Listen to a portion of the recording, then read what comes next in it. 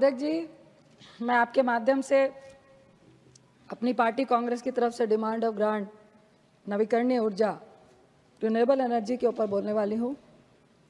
आज हम एक महत्वपूर्ण बिंदु पर खड़े हैं जहाँ स्थायी और नवीकरणीय ऊर्जा स्रोतों की आवश्यकता कभी भी अधिक दबाव वाली नहीं रही है।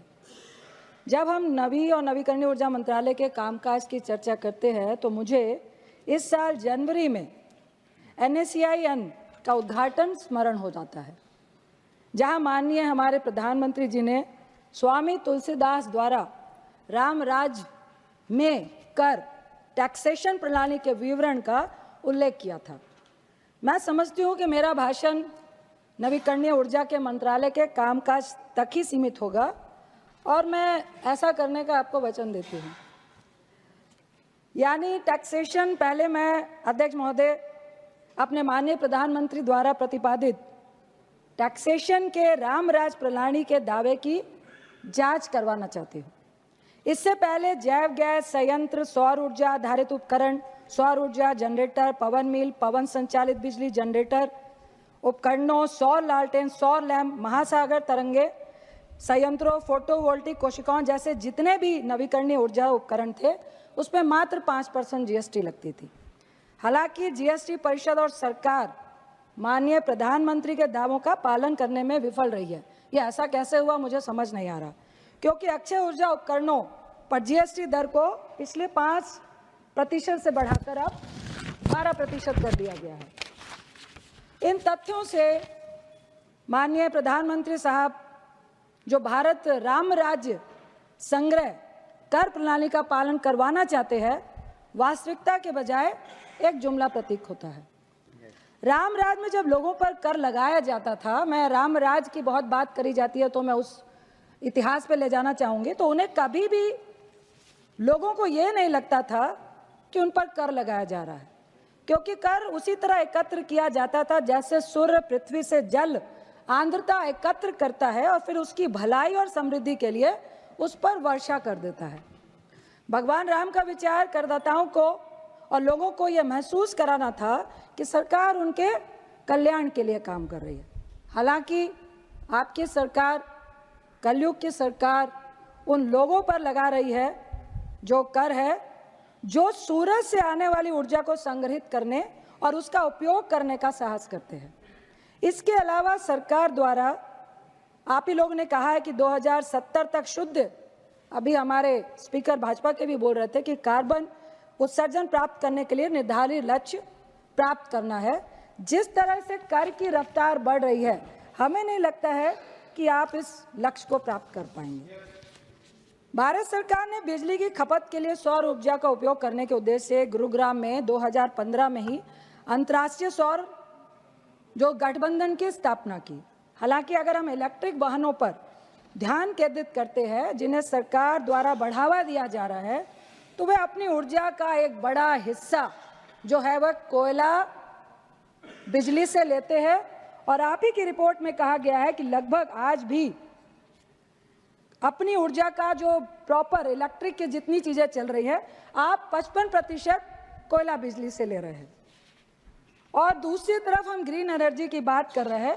रिकॉर्ड में तो 55% है मंत्री महोदय साहब, लेकिन रियलिटी में सौर, विंड, हाइड्रोजन सब मिला के भी जो 40-45% बिजली की हम बात कर रहे हैं, सच्चाई में तो मात्र ये 15 से 20% ही है, क्योंकि शाम में आपको इसमें दिक्कत आती है ड्यू टू हमारे पास भंडारण नहीं है, दूसरा हमारे पास क्लाइमेट की प्रॉब्लम है, तो इसको उजागर करना चाहिए था। दूसरा, माननीय सभापति महोदय, ये आश्चर्य की बात है कि एनडीए सरकार पर्यावरण को बचाने के लिए आम जनता की वकालत करती है, लेकिन दूसरी तरफ जो सुनने में आया, जो ऑथेंटिकेशन में मैं लेके आई हूँ, माननीय प्रधानमंत्री मोदी साहब के विशेष सुरक्षा समूह SPG ने 3 विशेष बंतरबग्ध वाहनों के पंजीकरण की अवधि बढ़ाने के लिए NGT के समक्ष एक आवेदन दायर किया था, जिसको बाद में रिजेक्ट कर दिया गया SPV के लिए। NGT द्वारा आवेदन को खारिज कर दिया गया, लेकिन ये सरकार के असली रंग को दर्शाता है और मैं आपसे और अपने आप से तब से एक सवाल पूछ रही हूँ कि अगर माननीय प्रधानमंत्री इलेक्ट्रिक वाहन में सुरक्षित महसूस नहीं कर रहे हैं तो क्या हम ऐसे वाहनों को नागरिकों को सुरक्षित महसूस कराने की उम्मीद कर सकते हैं? तो ये दोहरीकरण किस लिए हो रहा है, ये दोहरापन किस लिए है? अब हम आते हैं बरकर विश्वविद्यालय में भारत ऊर्जा और जलवायु केंद्र के शोध के अनुसार भारत को 2027 तक शाम की बिजली कटौती का सामना करना पड़ सकता है। और इधर नवीकरण ऊर्जा की वृद्धि केवल आप सौर ऊर्जा पर ध्यान केंद्रित किया है, हाइड्रो और पवन ऊर्जा के बजट को भी इस बजट में आपने बहुत कम कर दिया गया। अब मैं आती हूँ पीएम सूर्य घर बिजली योजना, जो आपका टारगेट है लक्ष्य 10 मिलियन घरों तक बिजली पहुंचाना। विशेषज्ञ का संशय है कि जो लागत है स्टार्टिंग की, जो लगभग पूंजी 72,000 करोड़ रुपए है, जो औसतन आप 1.5 किलोवाट की क्षमता के लिए आप 52,000 करोड़ की लागत दिखा रहे हैं, जो मौजूदा सब्सिडी संरचना जो प्रारंभिक पूंजी लागत का लगभग 50% पूरा करता है। तो ये स्पष्ट नहीं है कि बाकी क्या उपभोक्ता व्यय करेंगे, जो आगे आपका जो 7% ब्याज है वो दिखा रहा है। हाथी के दांत दिखाने के कुछ और, खाने के कुछ और है।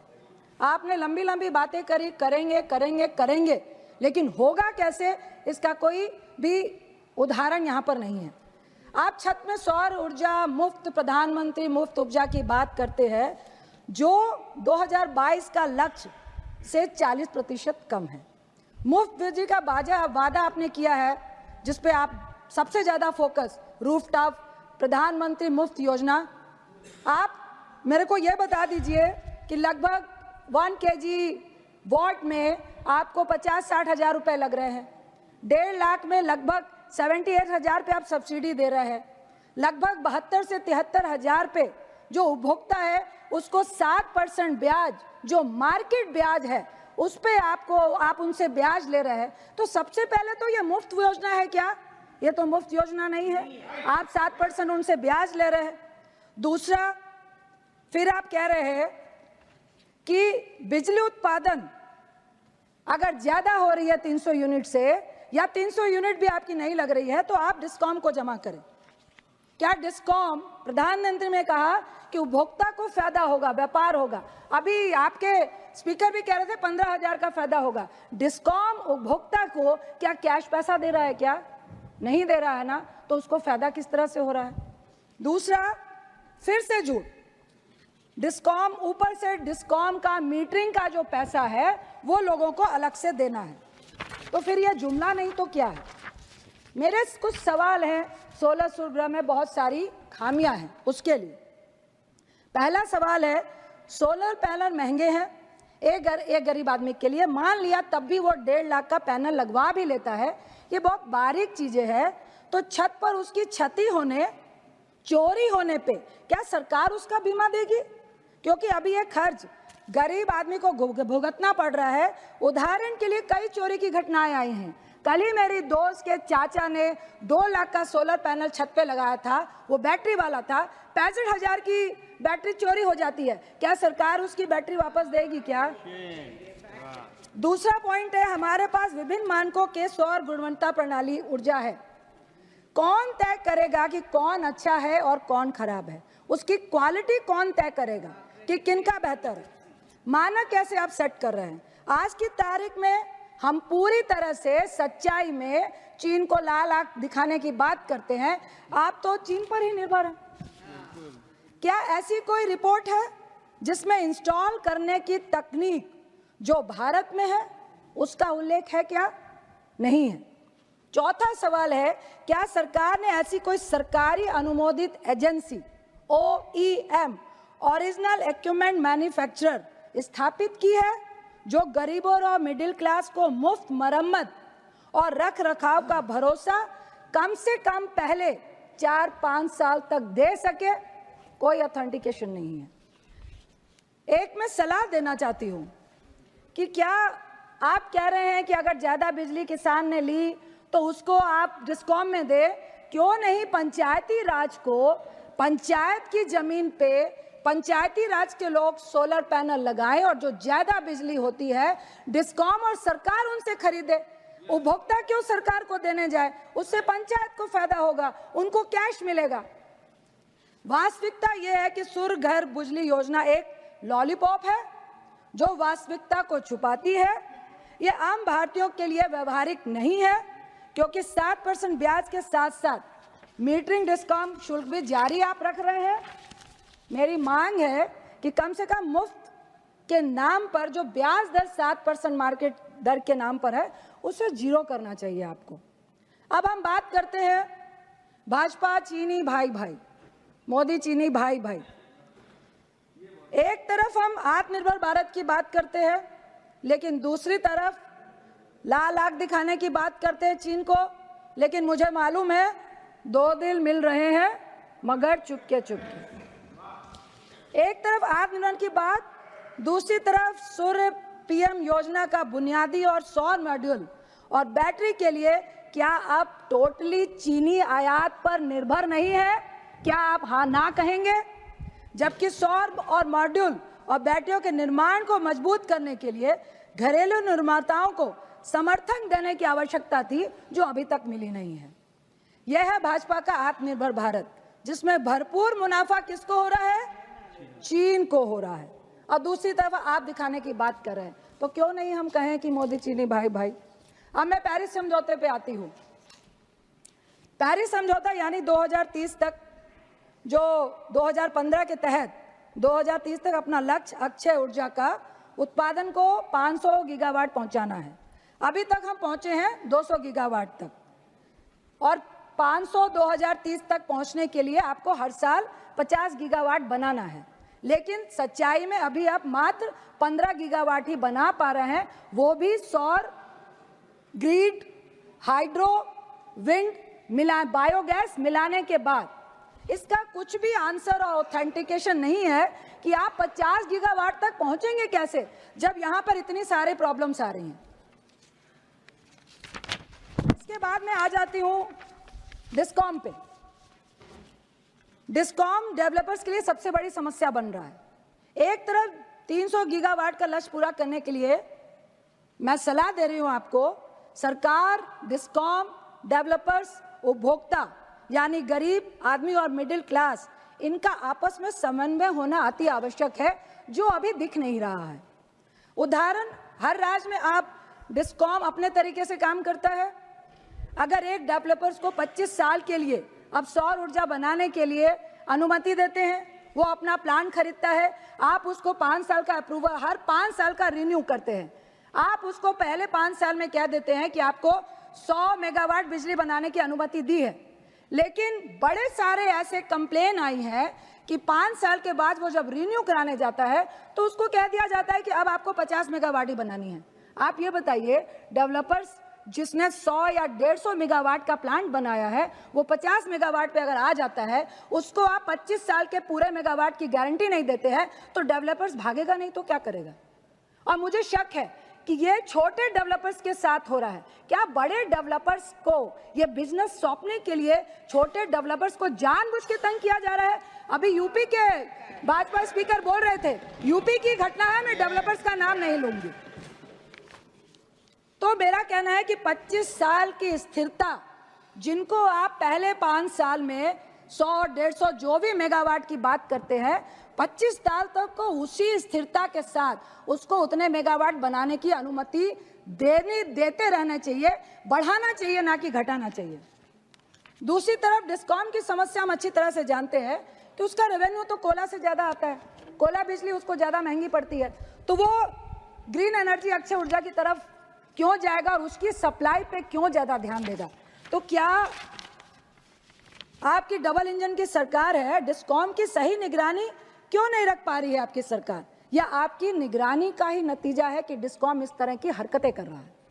क्योंकि मैं फिर कहूंगी कि आप ग्राफ बनाए तो स्टेट गवर्नमेंट, डिस्कॉम, डेवलपर्स, उपभोक्ता, अगर इसका समन्वय नहीं है तो हम 2030 का जो 6 साल का लक्ष्य 300 गीगावाट का और है, बिल्कुल भी पूरा नहीं कर पाएंगे। जमीन अधिग्रहण की बात करती हूँ जो सबसे जटिल है। लक्ष्य प्राप्ति के लिए समय से जमीन, टेंडर, डिस्ट्रीब्यूशन, कंपनी और डिस्कॉम का वक्त पर सौर बिजली को खरीदना अनिवार्य है, जो इसके बिना हल नहीं है। जबकि टेंडर होने में लगभग 6 महीने, जमीन एक्वायर में 2-3 साल, तो 2030 के 300 गीगावाट को लक्ष्य को कैसे पूरा करेंगे? मंत्री साहब, टेंडर हुआ, आप क्या देंगे कि टेंडर हो गया, हो जाएगा, लेकिन जमीन एक्वायर में आपको 2-3 साल लगेंगे, तो हम लक्ष्य तक कब पहुंच रहे हैं?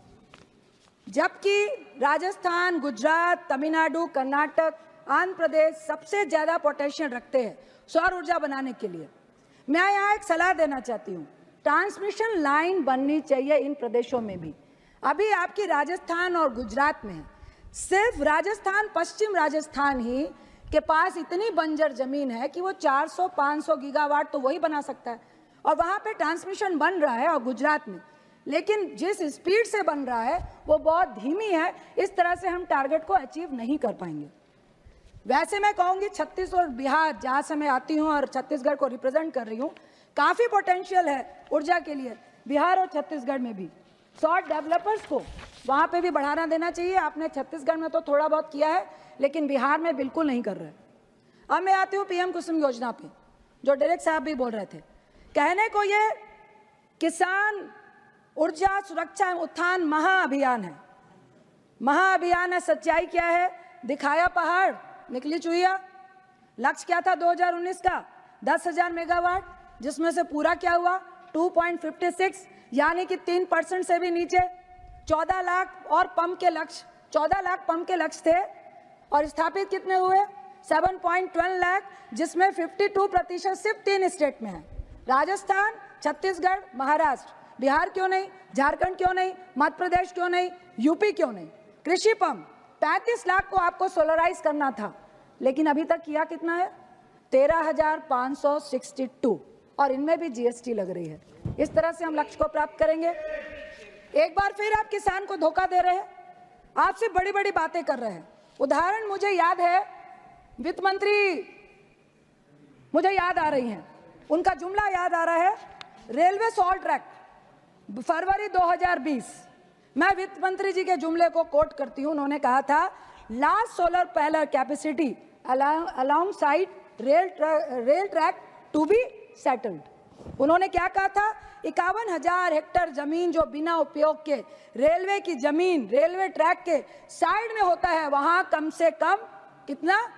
10 गीगावाट क्लीन ऊर्जा उत्पन्न करने की क्षमता रखते हैं। कहां गया वो प्रोजेक्ट? क्या रिप्लाई करेंगे क्या कि 10 छोड़िए, 2 गीगावाट भी रेलवे ट्रैक के आसपास बना है क्या? ये जुमला नहीं है तो क्या है?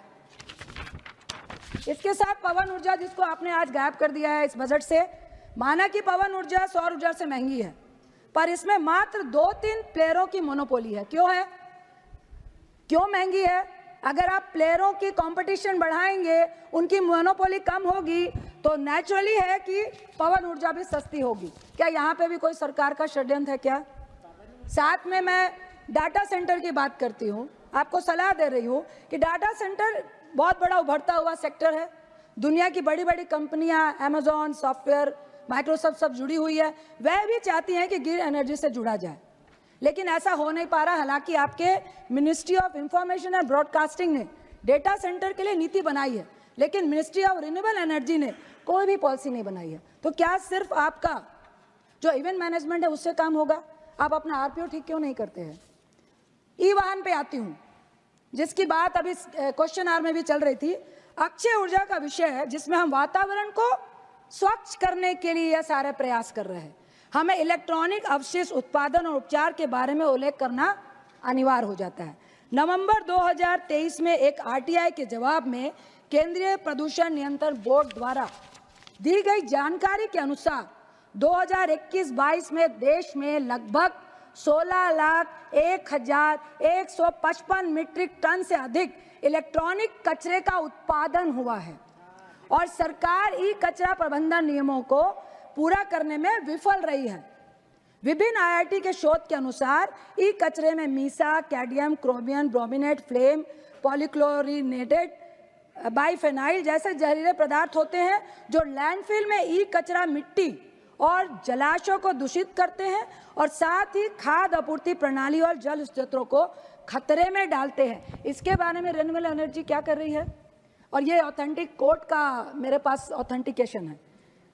एक तरफ देश की अनिश्चित स्थिति को ध्यान में रखते हुए एनजीटी को हमारे प्रधानमंत्री के नेतृत्व में देश के इलेक्ट्रॉनिक कचरे के ज्ञानपूर्ण चरण के मुद्दे क्या संज्ञान लेना पड़ा, लेकिन हमारे प्रधानमंत्री सेल्फी लेने में खुश हैं।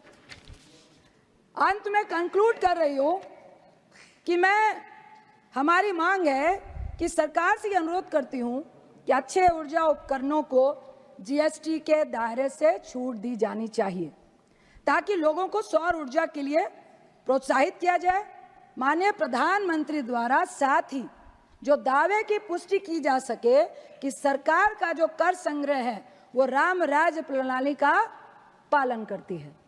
अध्यक्ष महोदय, सरकार को यह स्वीकार करना होगा कि अक्षय ऊर्जा के भंडारण की समस्या है और वो सब कुछ गरीब लोगों पर आप नहीं छोड़ सकते कि आपको बस डिस्कॉम को जमा करना है और डिस्कॉम सप्लाई नहीं करेगा, बल्कि उसे अक्षय ऊर्जा की स्थापना, भंडारण, चैनलाइजेशन में सक्रिय भूमिका जो है निभानी पड़ेगी। और इससे ही अक्षय ऊर्जा में आप रोजगार की बात करते हैं, अभी तक ऐसा कोई रोजगार उत्पन्न अक्षय ऊर्जा ने किया नहीं है। इससे रोजगार पैदा होगा जब उसको चैनलाइजेशन करेंगे और भंडारण करेंगे। और मैं ये भी बताना चाहती हूँ कि 300 गीगावाट 2030 बजट की लागत कितनी आ रही है? लगभग मेरा जो अनुमान है 12 से 13 लाख करोड़। इसका स्रोत क्या है? कहाँ से लेकर आएंगे? क्या यह सही है कि नहीं? 2030 तक कितनी लागत लगने वाली है? मुझे उम्मीद है कि भारतीय माननीय प्रधानमंत्री और उनका मंत्रिपरिषद मौजूदा अक्षय ऊर्जा में आ रही समस्याओं का हल करेगा, ना कि समस्याओं को पैदा करने का काम करेगा। मैं आपको आश्वस्त करती हूँ अपने पार्टी की तरफ से, हमारे एलओपी माननीय खड़गे साहब, हमारी मैडम सोनिया गांधी जी, हमारे लोकसभा के एलओपी राहुल गांधी जी, जो सत्य के प्रतीक और न्याय के समर्थक है, सरकार को लोगों के कल्याण के लिए काम करने पर हम हर संभव सहायता का वादा करते हैं। मैं माननीय मंत्री जी से अंत में एक रिक्वेस्ट करना चाहूँगी। बहुत बातें हो रही है कि रिन्यूएबल एनर्जी में बहुत सारा रोजगार मिलेगा, पर जितना खोजा मैंने मुझे कहीं भी रोजगार उत्पन्न होता हुआ दिखा नहीं। मैं आज से रिक्वेस्ट करती हूँ, कम से कम नवीकरण ऊर्जा मंत्री से अनुरोध है कि मंत्रालय और उसके तहत काम करने वाले उपक्रमों के तहत महिलाओं को कम से कम 33% जो आरक्षण है, आप अपनी मिनिस्ट्री में ही उचित कदम उठा दीजिए। और साथ में मुझे उम्मीद है कि अक्षय ऊर्जा क्षेत्र, एक बात को जरूर ध्यान में दीजिएगा, मुझे उम्मीद है मंत्री साहब कि अक्षय ऊर्जा भारत के हाथ में रहेगा। अक्षय ऊर्जा भारत के हाथ में रहेगा, भारत के जन्महीन लोगों के हाथ में रहेगा, छोटे डेवलपर्स को भी मौका मिलेगा। इससे आप दोबारा से A1, A2 जैसे निजी कारोबारियों को संभालने की पेशकश नहीं करेंगे, इसकी मैं उम्मीद रखना चाहती हूँ। आपका बहुत बहुत धन्यवाद कि आपने इतना वक्त दिया।